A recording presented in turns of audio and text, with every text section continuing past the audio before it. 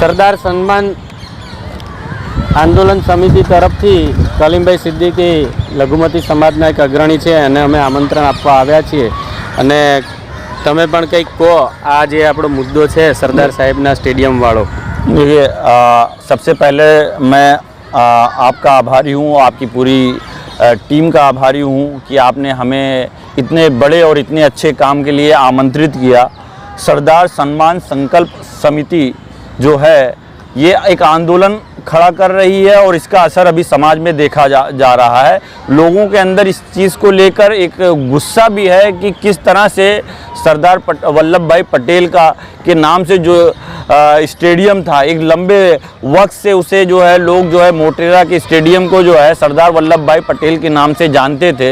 लेकिन देश के प्रधानमंत्री जो अभी जीवित हैं उन्हें इतना शौक़ है कि उनके नाम से जो है स्टेडियम हो और उनकी मर्ज़ी से ही हुआ होगा कि उनके चापलूसों ने इस स्टेडियम का नाम जो है नरेंद्र भाई मोदी के नाम से जोड़ दिया है।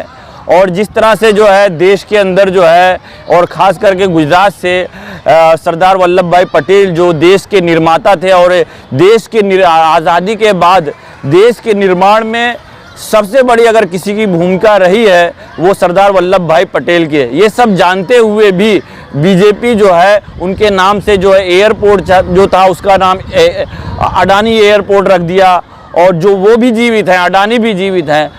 हमारे जबकि इस देश के पास महापुरुषों की कमी नहीं है और महापुरुषों को जो है ये एक एजेंडे और एक विचारधारा के तहत इनके नामों को दबाने की कोशिश कर रही है। लेकिन कम से कम गुजरात में ये संभव नहीं है कि सरदार वल्लभ भाई पटेल का नाम जो है भाजपा, आरएसएस और मोदी के लोग दबा सके।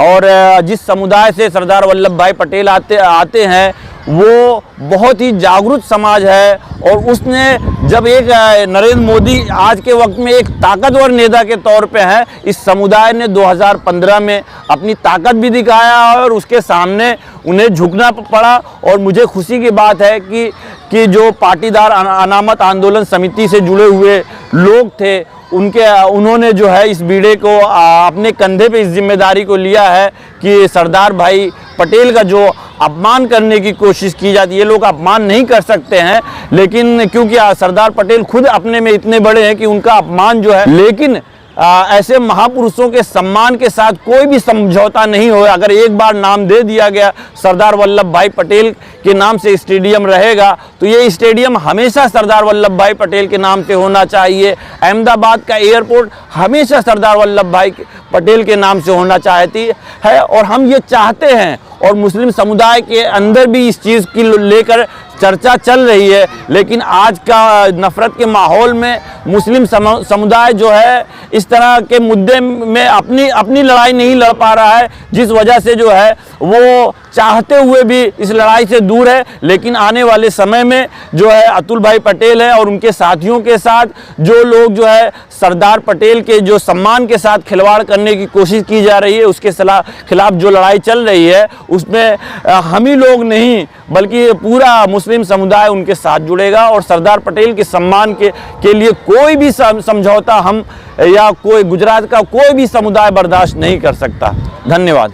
बहुत बहुत धन्यवाद करीम भाई, आपने जो बताया सही में काबिल तारीफ़ है। ऐसे हिम्मत रख के सबको बाहर आना पड़ेगा क्योंकि बोलते हैं ना ये खतरे में वो खतरे में, ये नहीं, पूरा देश आज खतरे में है।